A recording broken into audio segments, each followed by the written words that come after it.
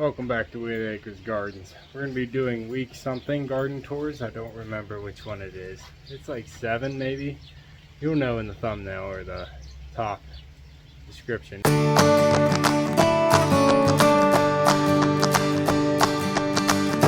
It is hot outside today, so I'm going to try and keep this one short. Just take you around, show you what everything's looking like right now, because it is a beautiful time of year. And we did just get a pretty good rain, a little bit over 2 inches. So everything's pretty happy today. Off the patio, it's looking beautiful next to the pond. We're getting a lot of color from the New Guinea Impatient and the Vista bubblegum petunias.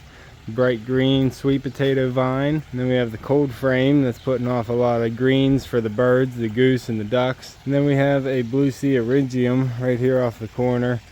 It's just coming into full flower, and the pollinators and flies and everything's all over this. This is one of the plants that I've seen the most pollinators on out of any other plant. The Veronica's right beside it, going through its mid-bloom. I could prune this back and get a better flush probably, but I've never actually done it. So I'm just gonna leave those go for now and experiment with those later. Everything else on the bank is looking real beautiful. Got the Chinese forget-me-not blue that the bumblebees just love. They're covering that. We have the impatiens that are starting to fill out their hedge. Some of the dahlias, or not dahlias, yeah, one dahlia is actually blooming. And then we have a gazania blooming right there, which is black and yellow. Those will be nice. Hopefully they start blooming all at the same time and I can get some big heads right there. We have a big drift of Vista petunia right there. I think that's 4 of them, and it's really filling in the space like I wanted. The yellow of the creeping jenny's coming over the edge of the rocks right there, just like I was hoping. I do have to get in here and mulch and finish up this edge where the piping is showing, but I gotta get this weeping log just right. It's not quite putting out enough water right now.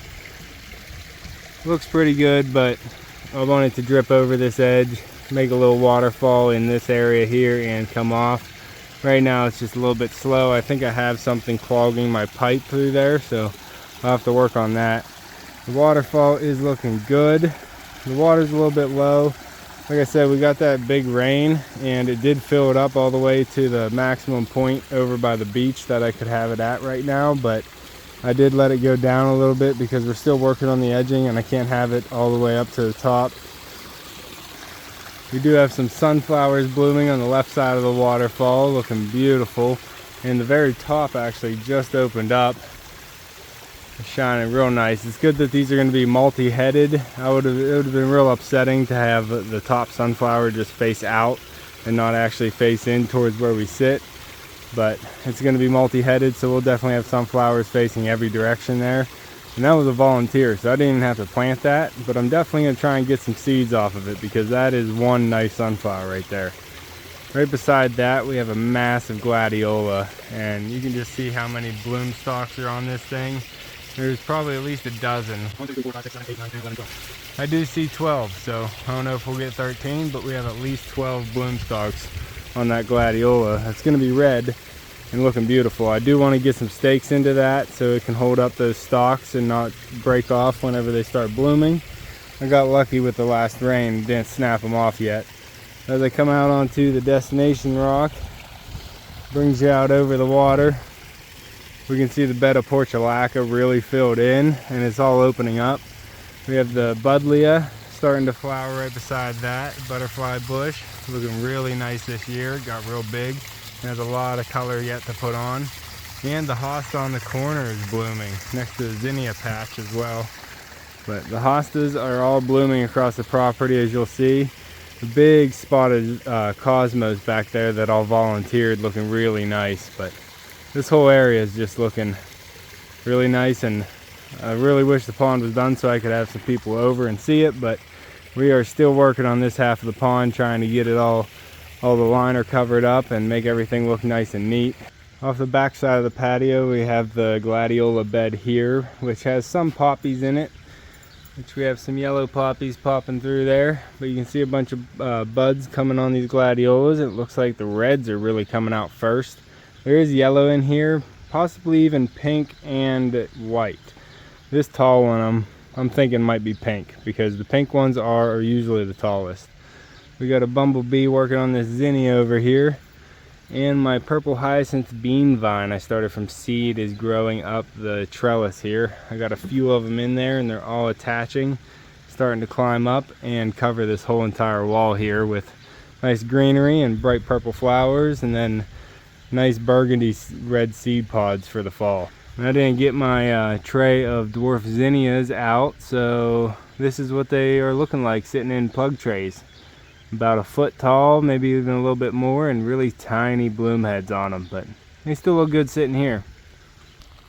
Like I said, we have some hostas blooming here, coming with the purple. The daylilies are still going. You can even see them on the side of the greenhouse that we got covered with a shade cloth to protect the plastic. But the daylilies are just keep going around here, and we have them everywhere, so it's really nice. Little dahlia patch putting on a little bit of color. Not the fanciest dahlias here, but yeah, still a spot of color for the pollinators. We have a nice drift of French dwarf marigolds this year. They're starting to put on more buds as the rain came. We have the Vista petunias behind them, and a volunteer gladiola popping up there, which I'm leaving go. Nice big zinnia here on the end, and a portulaca, giving some color to this area. Up. All in all, the pond is still looking pretty good right now.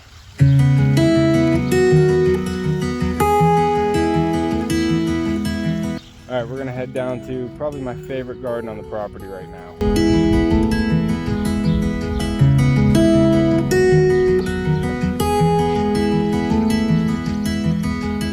Just inside the garden, the pollinator ring is looking beautiful. All the flowers that are supposed to be drawing in the pollinators for the vegetable garden back here. And they are doing great because the pink gladiolas are opening up right now. The butterfly bush is in full bloom. And so is this crabgrass. Trying to get that out. That's a big crabgrass right there. But the calla lilies are also blooming. They're not real big for pollinators, I've seen, but they're still really nice color and texture in here. And then here is one of the white ones. One of the white gladiolas blooming right next to the bird bath. Almost coming open, probably open up tomorrow. But it's looking really nice in here with the water of the bird bath and all the blooming colors. We should have some lilies opening up here soon. There's a yellow one right there. But we also have the tiger lily right there with a bunch of buds on it, not quite opening up. A big old yellow gladiola blooming here, right next to the chamomile and the butterfly bush. It's just really nice setting back here. On the other side of the path, we have the hostas that are actually throwing up some blooms, even though they were separated out this year. Still getting some blooms on those. Next to the calla lilies, adding some different color and texture to the leaves. And the calendula right behind that, adding some bright pops of color. And the purple from the hostas are going to look really nice. We have the calla lily on the outside and the portulaca.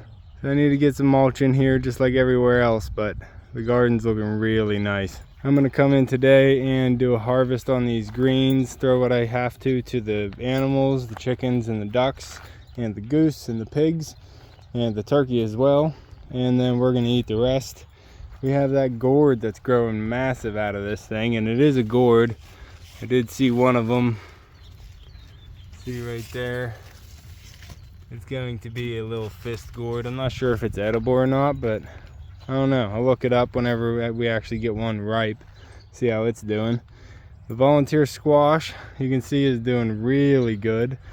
Threw those in there. Still have a little baby zucchini. The zucchini's not doing as well as the volunteer squash, which aren't zucchini. I'm not sure where one is right now, but I know they're starting to put on some fruit. There we go. There's something that looks like a long pumpkin. Right there. Looks like a little gourd, ribbed gourd. So we'll see what we get out of this. Whatever it is, I'm sure the pigs will eat it if we don't. This is a bunch of volunteers as well, and I believe it is pumpkins because look at that little fella right there. That is a nice little pumpkin. Probably a nice upright pumpkin, good for jack-o'-lanterns and decoration. So I'm happy to get that one. We even have another one coming on right there. So I'm glad I left that one go. What are you doing? That's a June bug. Japanese beetle, I mean. Gotta get rid of them. I have a trap way out there by the field pond. Supposed to keep them away from your garden, so I have it out there. Hopefully drawing away all as many as I can. But you can see in the sunflower here, still get a lot of damage. A bunch of damage on my cabbages as well, but they're still producing some heads, looking pretty nice. I'm getting some buds coming up on my broccolis. So I don't know how long they're gonna stay buds, but this one's getting pretty big over here. Yeah, this one might even be ready to harvest. I might harvest this one for dinner here soon. That's looking really nice. Look at the lettuce though. Massive. I want this to go to seed so I can collect it, but I don't know how bad that's gonna be. That might be a bad idea. It's gonna drop a ton of seed, and I'm not sure if I'm gonna get to it in time. And I really do want to feed this to the ducks and the geese. I want to see them just go after this whole entire stalk of lettuce. I think they're gonna love it. They'll probably love my broccoli too. These are getting massive. I got to get in there and see what is inside this group here, because those are some big leaves. All right, what is inside here? Go right there. Okay, so we have a ribbed gourd looking one right there. And then we have a longer one, if I can focus, right there. It's more like a long gourd. And then it gets pretty dense in there. Hey, you stay out of there, you'll crush everything. You can try and get to this side where it's huge. My onions are doing pretty bad. I need to get in here and do some watering. But these leaves are covering up some of the other ones and they're not getting sunlight. Oh yeah, I think this is just a gourd. I was hoping it was a volunteer giant pumpkin, but we're just looking at another gourd, some type of squash, but not a Dill's Atlantic giant pumpkin, that's for sure. But it is massive, so we'll see what we get out of that. I have a couple onions doing good, bulbing up nicely, but most of them are looking pretty small, not very uniform, and I don't know, this is actually a pretty good area right here. They're not all as good as this side, but maybe I did good on half the bed.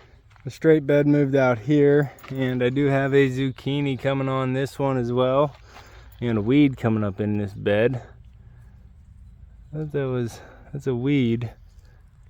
That's a weed.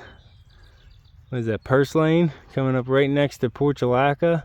So I'll leave the portulaca, because that's a nice flower, I like that, but that's two real close things coming up together. That was strange.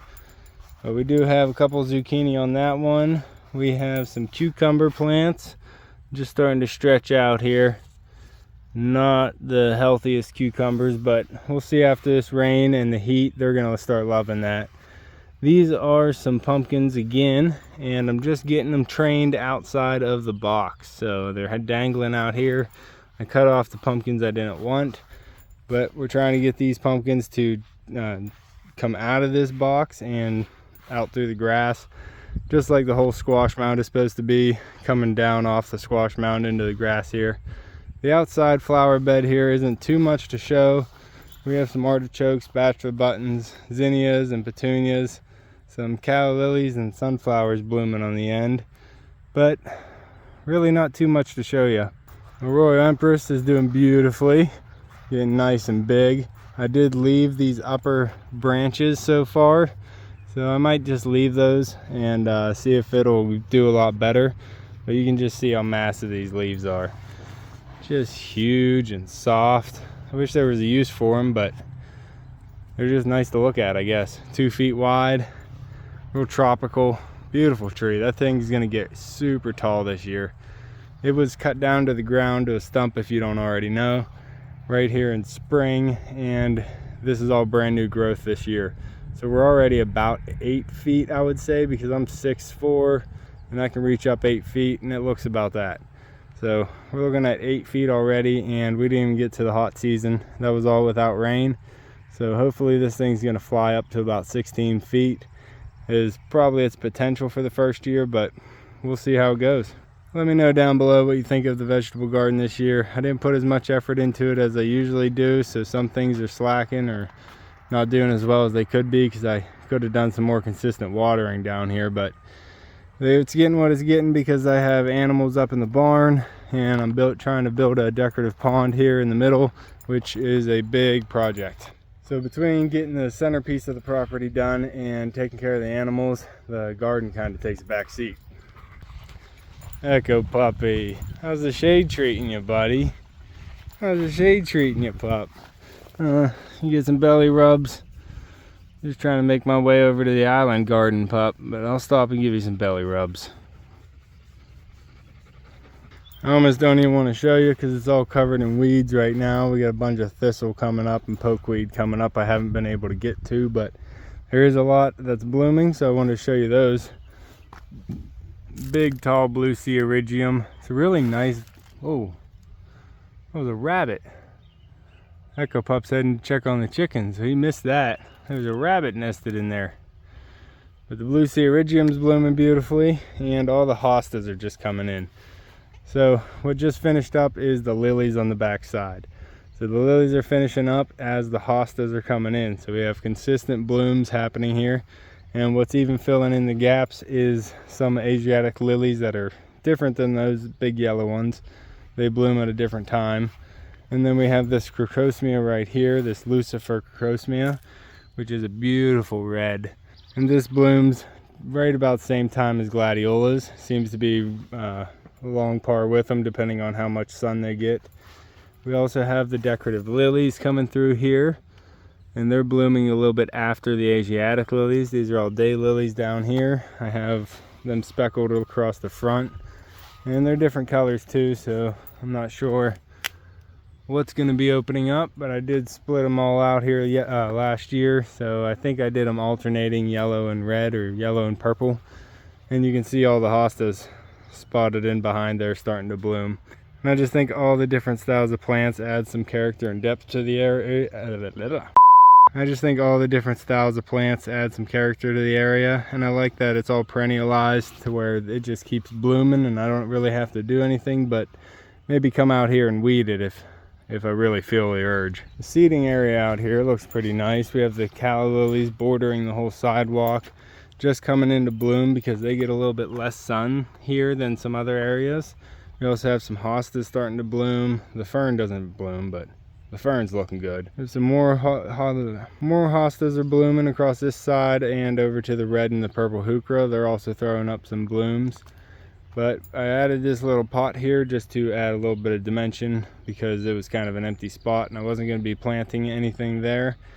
But I had an extra volunteer burning bush, annual burning bush. I just threw it in there so it would have some type of plant inside there. But even with the weeds in here, I think it looks pretty nice. I don't really mind having some weeds to where you still can see the plants like it is in here, because it's gonna grow in and it's all nature. It's not really like you can have a roly-poly-oly type setting or a Jetson setting, whatever your generation is. I like having some of the weeds in the garden. I don't mind having the lower weeds in here whenever you still can see the flowers and the plants, but when the weeds aren't overtaking all the nice things you have in there.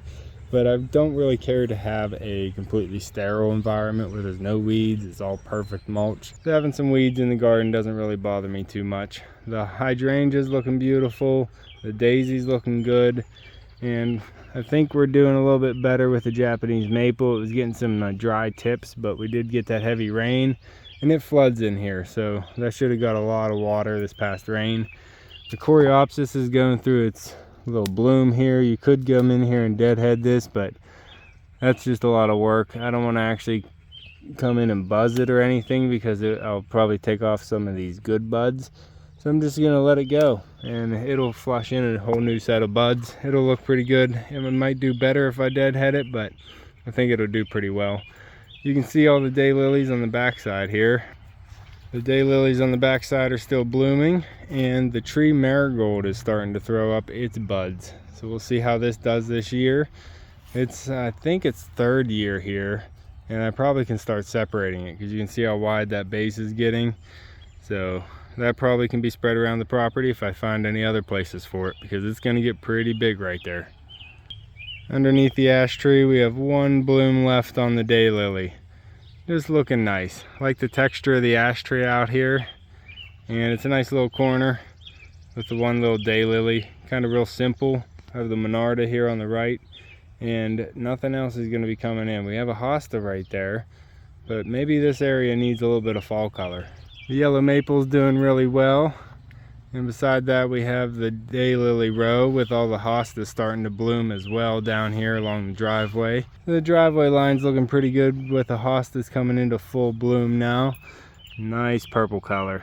I like purple all over the property, and the orange going with the purple actually looks really good to me. We have the white pathway here, and I'm going to take that on over to the pergola. So I think the jungle garden pergola is starting to take shape. We have the volunteer tulip poplar adding a really nice just leaf pattern. Look at that, gorgeous. Can't wait to put that out into the landscape. The hydrangea back here is putting on a lot of growth. Has some nice blooms. Getting the nasty bees. Look at that thing.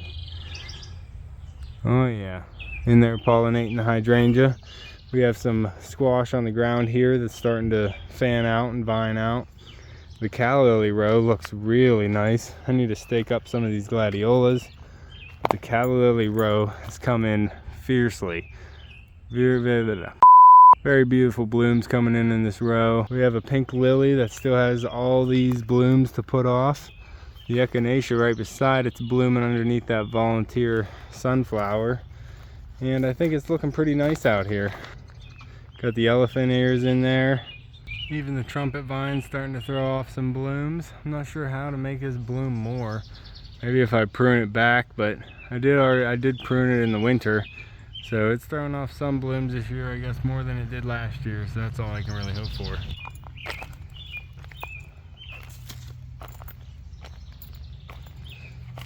Have the gourds attaching to the pergola trellis now, and look at all those. Look at those. All those aphids on there. Those pricks. I'll probably get the 7 out and hit those with 7 because I don't eat any of these gourds. I'd really like to not hit it with 7, but you can see how bad they are. So I might hit them with 7 just to help these gourds out. I don't eat these. These are strictly for decoration. I don't want to hit this with 7. I don't eat these gourds. I might actually try one. I wouldn't mind trying one, but typically I don't eat these gourds. They're all for decoration. You can see them drying out down there. So I wouldn't mind hitting them with 7. I'd just prefer not to use 7 anywhere. These aphids are everywhere. I'm just hoping I don't start seeing some damage from them, and if I do, then I'll probably take some action. Typically I don't do anything for the bugs. I just let them go because each bug has a predator. So whenever it comes, its predator is coming shortly after that. So I just let them go, and it usually takes care of itself. I don't really have a big problem here with pests. But if they start showing some damage on the plants, I might have to take action. But it's hot on the back side of the pergola. It's a nice little area, I think. It has calla lilies, elephant ears, sunflowers, plus the gourds. If you're worried about the little weeds in there, then it might not look as pretty for you, but I like the gourds climbing up the back side of this trellis. Once that gets full, it'll be a nice little secluded garden back here. We have all the volunteer calla lilies. We have all the volunteer calendula there. Some hostas, elephant ears, and sunflowers over here as well. And this massive echinacea. Look at this thing. It is standing a good 7 feet tall. Just huge buds on this. All right beside the silver lace arch. So you can just see how massive it is. Nice blue leaves. Gorgeous. As with the silver lace arch, you can see the white is just beautiful right now with the sun coming through it. And the arch is filling out great. I don't mind walking back through it at all. Hey turkey. I did also get another container out, filled it up with some compost, and I planted this big begonia in it and this little brunnera. This is a Jack of Hearts brunnera, and I don't remember what kind of begonia it was, but I saw it at a house I was working at, and it had a big leaf like this. So really liked it, and I think it works out well in this little area. I can't really grow anything else, so I needed a shade lover, and I think they're going to work out well in that pot. Now I got to work on building this little mobile coop for the turkeys so I can drag them around the yard and give them some outside time. Thanks for coming along, checking out the gardens this week. Make sure to join us next week by subscribing down below. Hit that like button before you leave. You can see me and Echo on the next one. Thanks for watching.